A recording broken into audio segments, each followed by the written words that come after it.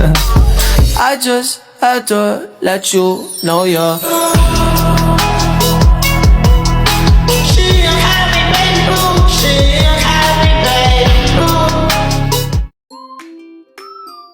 Halo teman-teman semua, selamat datang di materi kita kali ini.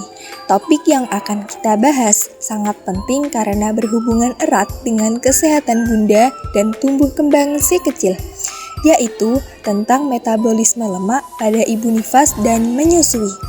Di video ini kita akan bahas lengkap mulai dari pengertian, fungsi, proses yang terjadi di dalam tubuh, sampai contoh makanan dan hal yang perlu diperhatikan. Yuk simak urutannya sampai selesai ya. Pertama, kita bahas dulu pengertiannya. Metabolisme lemak adalah serangkaian proses kimia dan biologi yang terjadi di dalam sel tubuh, di mana zat lemak yang kita makan atau cadangan lemak yang tersimpan di tubuh diubah bentuknya, dipecah, lalu diserap atau diolah menjadi zat-zat yang dibutuhkan tubuh. Tujuannya untuk menghasilkan energi, bahan baku jaringan tubuh, dan zat gizi penting lain. Singkatnya, ini cara tubuh mengolah dan memanfaatkan lemak.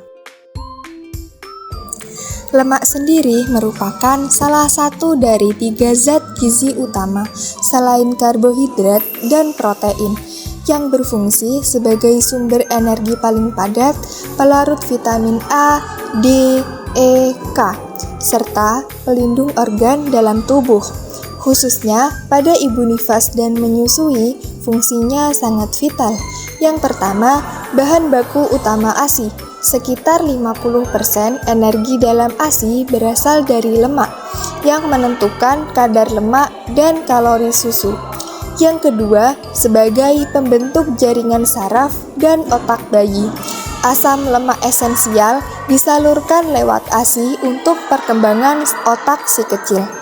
Dan yang ketiga, sebagai cadangan energi, menjaga stamina bunda agar tidak cepat lelah saat masa pemulihan pasca persalinan. Berapa kebutuhan lemaknya? Ibu nifas dan menyusui membutuhkan sekitar 70-90 gram lemak per hari, atau setara 30-35% dari total kebutuhan energi harian. Karena produksi ASI membutuhkan energi tambahan sekitar 500 kalori setiap harinya, dan lemak adalah sumber energi paling efisien. Jika lemak kurang, tubuh akan mengambil cadangan dari jaringan tubuh sendiri secara berlebihan yang bisa bikin bunda kurus drastis, lemas, dan kualitas ASI menurun kadar gizinya. Lemak juga dibutuhkan agar penyerapan vitamin penting berjalan dengan lancar. Sekarang kita bahas proses lengkapnya, dari masuk sampai menjadi manfaat. Yang pertama, pada mulut. Lemak dicampur air liur, baru proses awal, belum banyak dipecah. Yang kedua, pada lambung. Gerakan lambung mengaduk lemak menjadi butiran halus, baru sedikit enzim bekerja. Yang ketiga, pada usus halus. Di sini proses utama terjadi. Cairan empedu dari hati memecah gumpalan lemak menjadi butiran yang sangat kecil. Lalu, enzim lipase memotong ikatan kimia lemak, memecahnya menjadi asam lemak bebas dan gliserol. Yang keempat, yaitu penyerapan. Zat hasil pecahan tadi diserap di dinding usus, masuk ke aliran darah dan pembuluh getah bening. Dan yang kelima, yaitu pengolahan dan peran. Darah mengangkut zat ini ke seluruh tubuh. Ada tujuan utama. Yang pertama, pada kelenjar payudara, diolah ulang langsung menjadi kandungan lemak dalam ASI. Ini sebab lemak makan sangat berpengaruh ke susu. Yang kedua, pada sel tubuh, dipakai menjadi energi buat aktivitas atau disimpan di jaringan lemak sebagai cadangan masa depan. Jadi, semua lemak yang masuk pasti ada gunanya, entah jadi tenaga atau jadi makanan si kecil.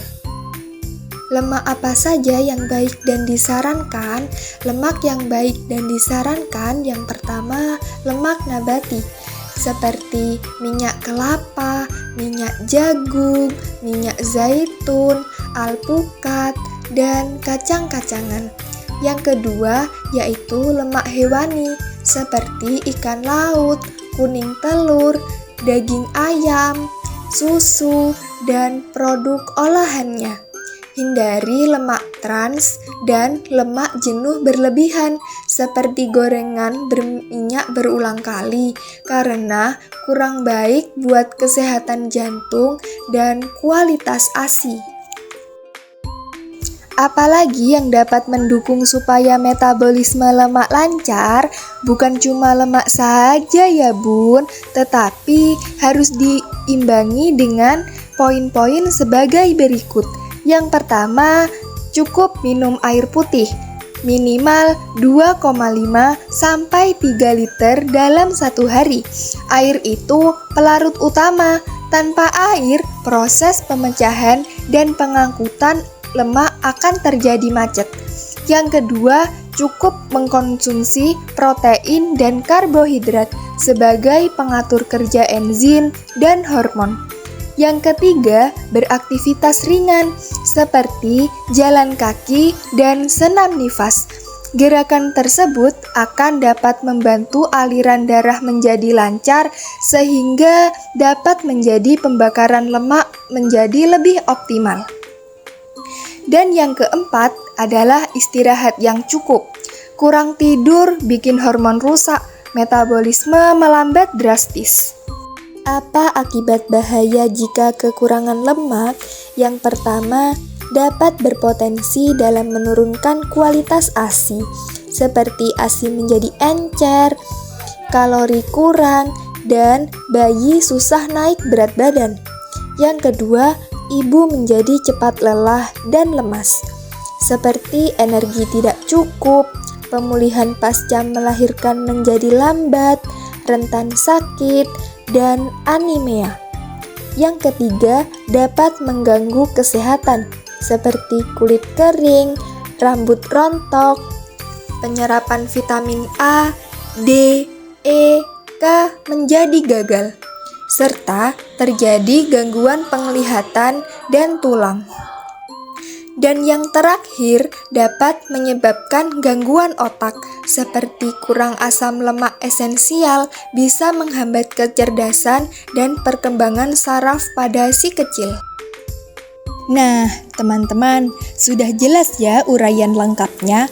Intinya, lemak bukan musuh, tapi zat gizi paling penting bagi ibu nifas dan menyusui, mulai dari proses pencernaan, dipecah tubuh, sampai akhirnya menjadi sumber kehidupan buat si kecil. Kuncinya, penuhi kebutuhan lemak yang sehat, imbangi dengan gizi lain, air putih, dan istirahat. Jangan takut makan lemak yang baik ya bun, karena itu investasi kesehatan untuk bunda dan buah hati tercinta. Semoga materi ini dapat bermanfaat dan menambah wawasan kita semua. Sehat selalu dan semangat mengasihi si kecil ya. I just had to let you know you're